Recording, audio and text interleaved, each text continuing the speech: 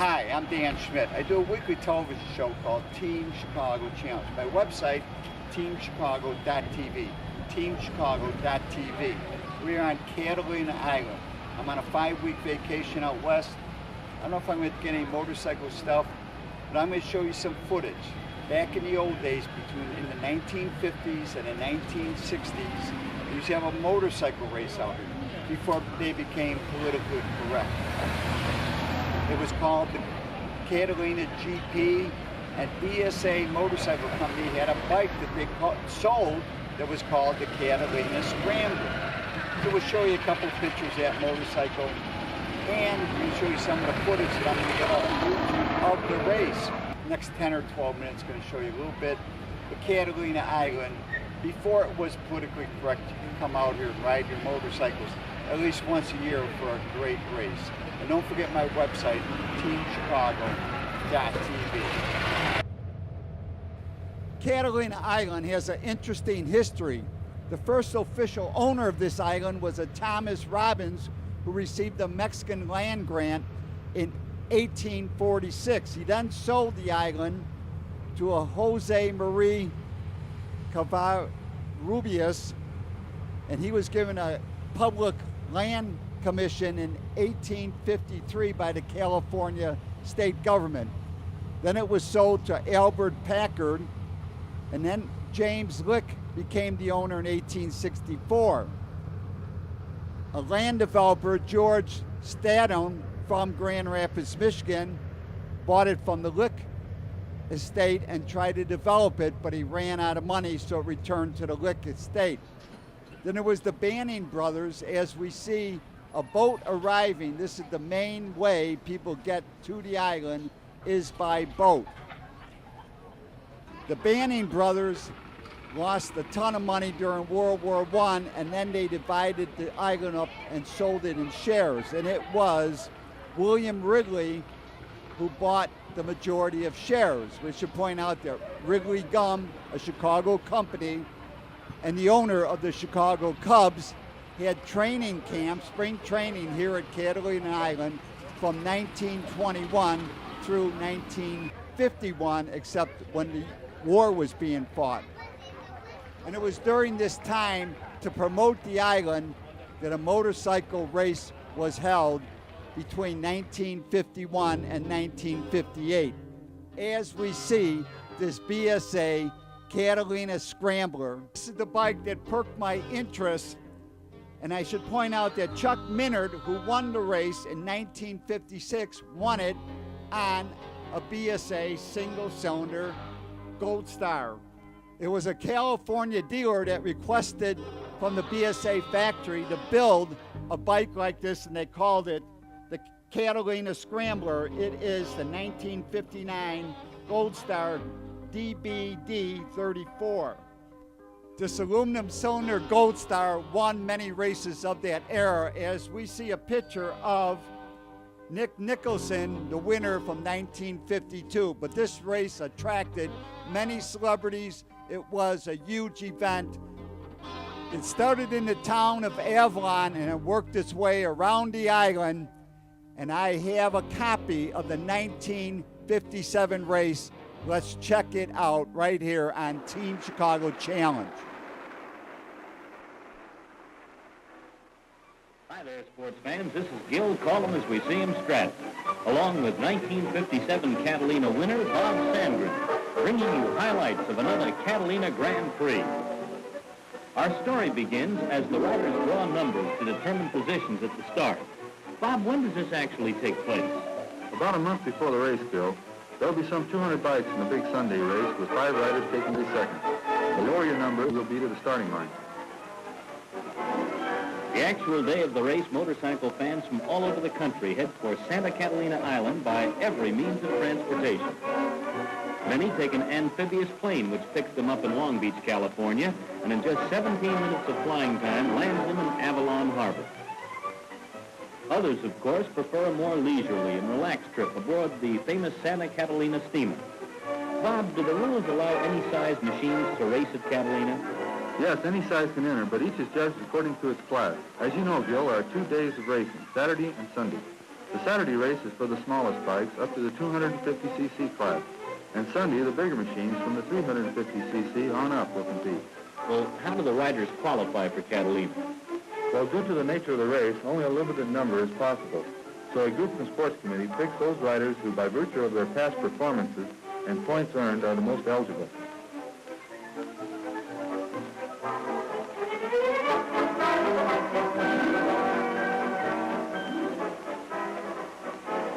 When we arrive at Catalina, we find the island electric with excitement and anticipation, with the fans anxious for a weekend of thrilling motorcycle competition.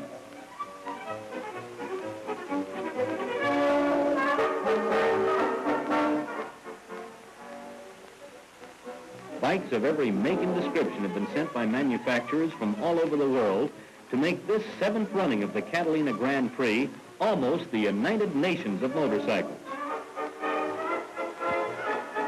We make our way to the assembly area where the bikes are being given last-minute checkouts.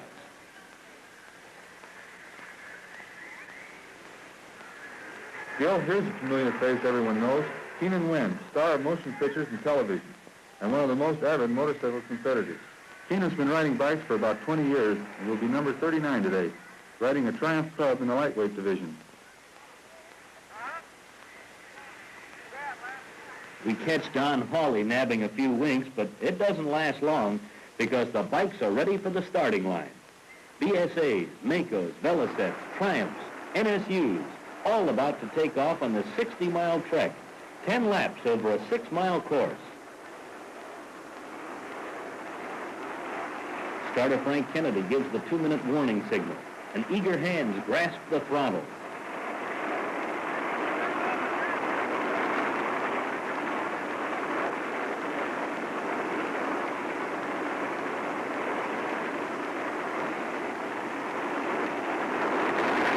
One minute to the start and the tension really mounts.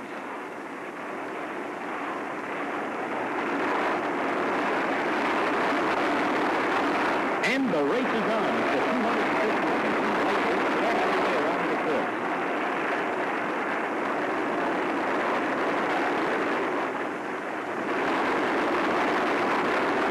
Now watch one of the most spectacular pilots ever seen in a motorcycle race as wave number 2 takes off.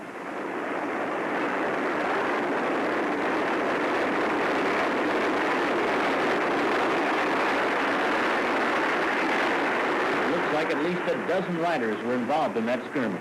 What happened, Bob? One of the riders, number 48, lost control and his bike took off to the right. As he went down, the others were so close together they couldn't avoid him and stacked up. Was anyone hurt? No, just a few bruised egos and some time lost in the race. The third wave, the 165cc machine, gets the starter's flag. 2 minutes later, the fourth and last group is away and running. Now there are over 160 bikes on the course. So let's move in and get a first-hand look at the action.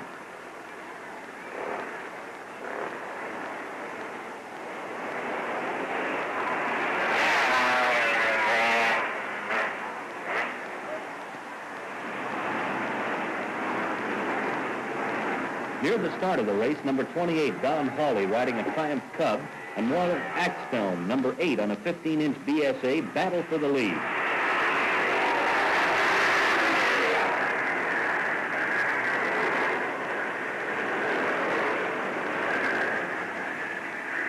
Dick Pappenguth on his Mako is chased by top scrambles rider Bruce Jackson on a Veliset.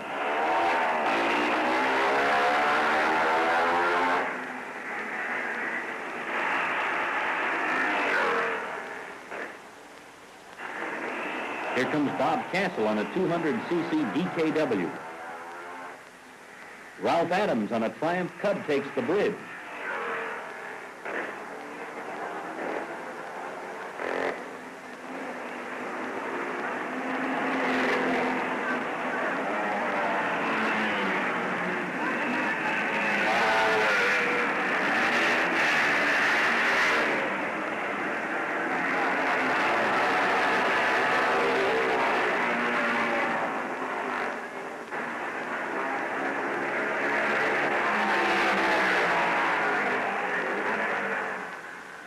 noticed that these riders get quite a workout, both on dirt and pavement. Is there any difference in riding techniques between the two, Bob?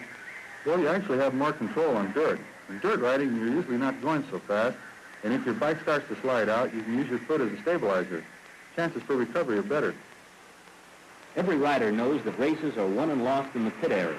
Bikes gas and get minor repairs if they run into difficulty.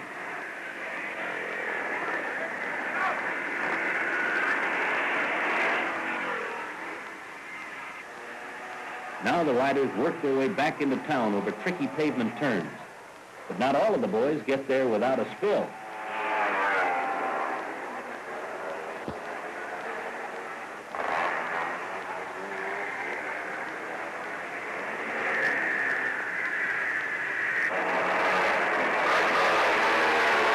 See what I mean? Don Hawley's Triumph Cub trims the corner and Axthelm is close behind.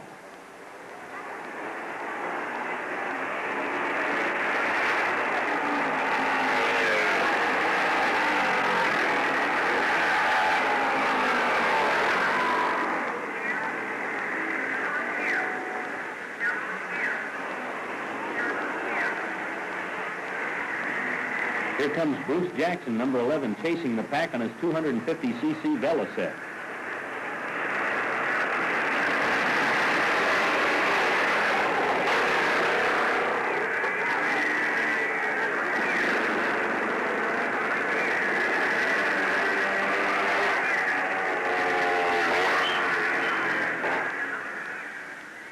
As the bikes scream around the curves for the last lap, the officials keep close tabs on the riders.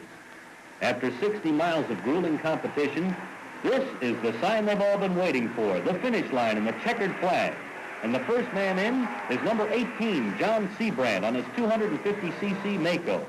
The Mako is a 15 cubic inch machine built in Germany, and this was one of its first big wins in the United States. Number 11, Bruce Jackson, takes second on a Velocet in the 250cc class, and in the 200cc group, Ralph Adams rode his Triumph Cub to victory, followed by Corky Pennington, also on a Triumph, with Jack Norman riding a James in third spot. Fourth and fifth were taken by Doug Evans and Bob Rasmussen on Triumphs. In the 165cc class, Johnny Smith's Triumph Terrier grabbed first, with Cordy Piper second on a BSA.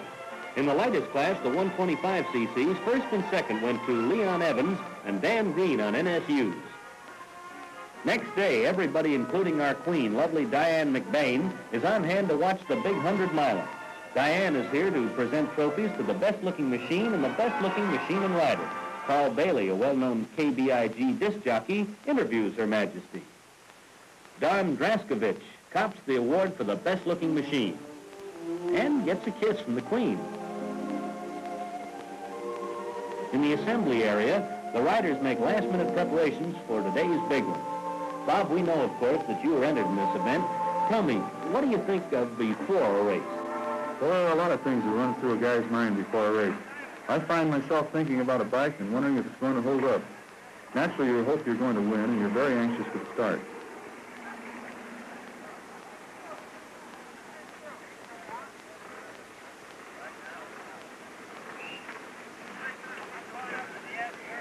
Well, here comes the parade of bikes heading towards the starting line, led by Harry Pelton, well-known motorcycle dealer in Hollywood. Bob, what number did you draw? 149, Joe, and I'm riding the Triumph TR6.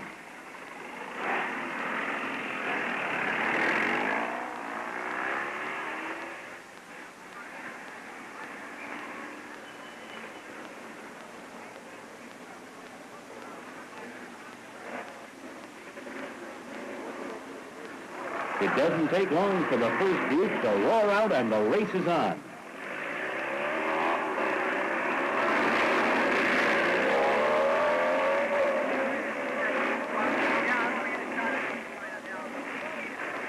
Number 20, Roger White, gets a fast start and leads his group into the first turn.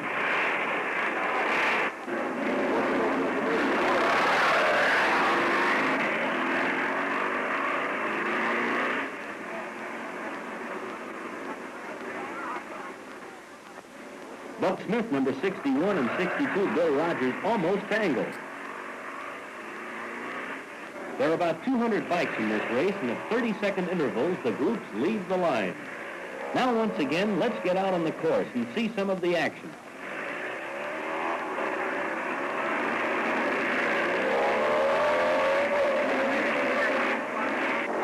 The old master, Bud Eakins, one of the pre-race favorites, as usual, setting a blistering pace.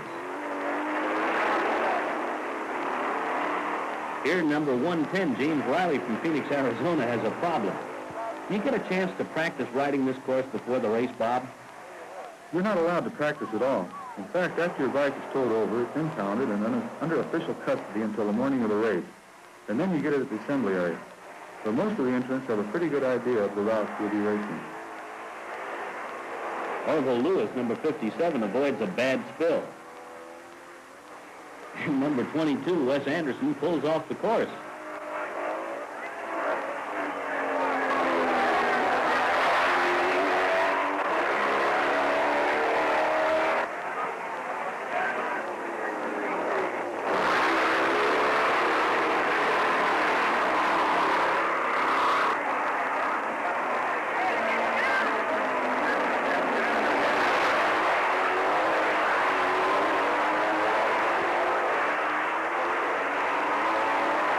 Keep your eyes open, Bob, because the third man is you. How are you doing at this point? It's pretty hard to tell because all the bikes are racing against time, since they start out at 30-second intervals. I did pass a few guys along the way, but I wasn't too sure of my standing. Well, that bridge on the outer edge of the golf course is one of the real tricky spots.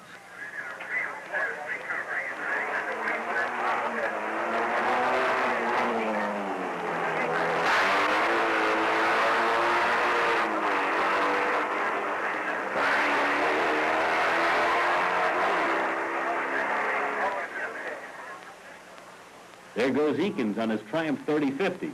He was the pace setter through most of the race, but a flat tire cost him valuable time in the pits.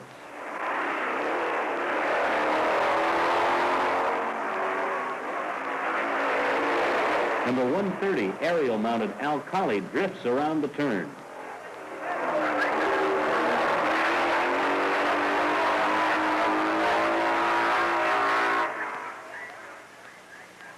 Buck Smith takes to the pavement.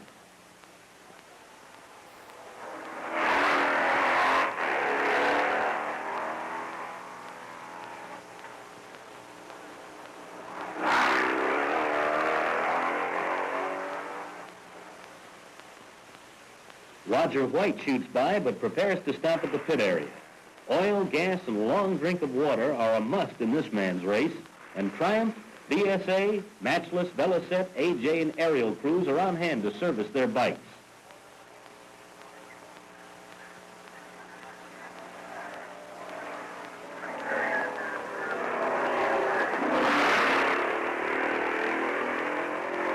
Charlie Cripps, a veteran rider, roars by, followed by Ray Tanner, and one of the biggest entries, a 74 cubic inch Harley. And here comes our boy, Bob Sangren. I knew Eakins was breathing down my neck, and when you're being chased by a guy like Eakins, you have to stay on it all the time. Some of the spectators find the course a bit tricky, too.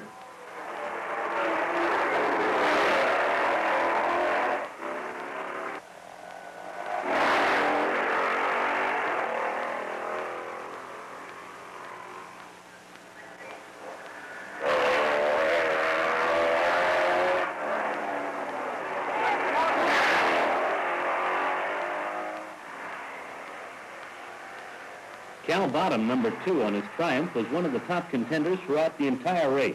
But on the last lap, he broke a rear chain, which forced him out of competition.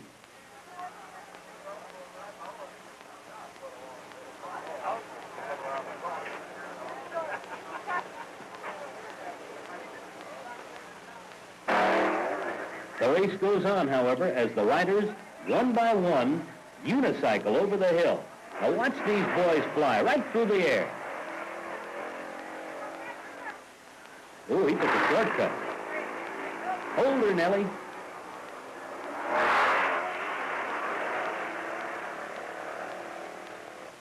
Boy, he almost went into orbit.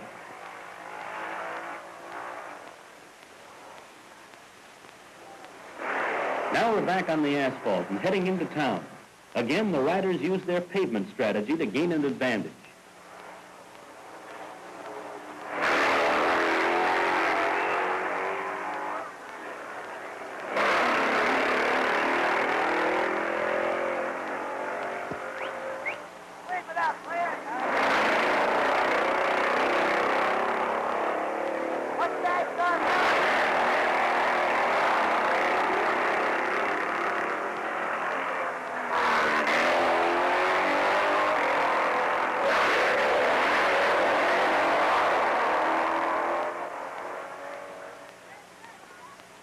Walt Harper and his BSA single almost come to grips on a hayload.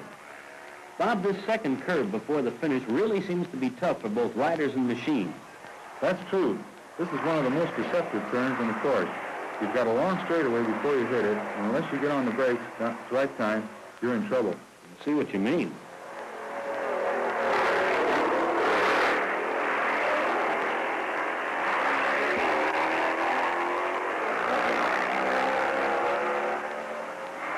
The police are in force, but this is one place where a speedster doesn't get a ticket. Number 6, Gary Soule, an early leader, and Bob Ewing and Gene Kaufman take the turn neck and neck.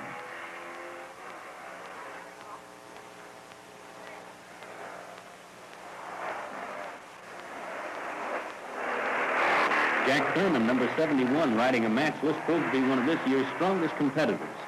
Thurman is a top rider in flat track and sportsman events. Watch number 74 now. John Bresco and his Velocet hit a hay bale. Ooh. Have you ever hit one, Bob? I've hit a few, and they don't move very far. The hay bales are put in strategic places around the course and will usually help you keep from having a serious spill. Better to hit a hay bale than a fire plug. I'll go along with that one. Tom Brunton, number 136, overshoots the corner.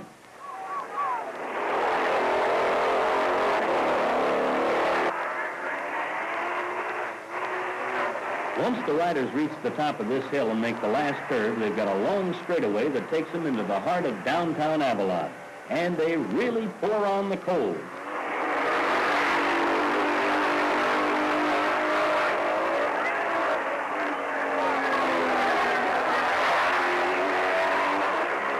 After completing 10 laps of this grueling 10-mile course, a rider is ready to take the checkered flag. This 100 miles is one of the toughest motorcycle events in the country, and the first man across the finish line is number 71, Jack Thurman, on his matchless. It was believed that Thurman was the winner, but due to the delay in calculating actual times of the riders, an error was made in the immediate judging.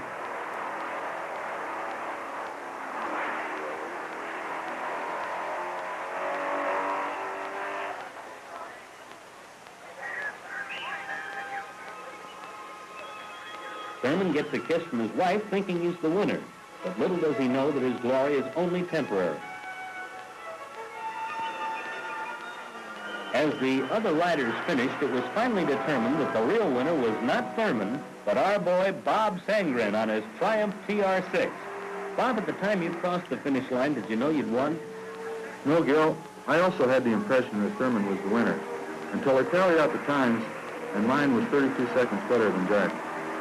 Official results showed that in third place was Howard Nicholson, also on a Triumph, with fourth honors going to Arvin Cox with his BSA twin.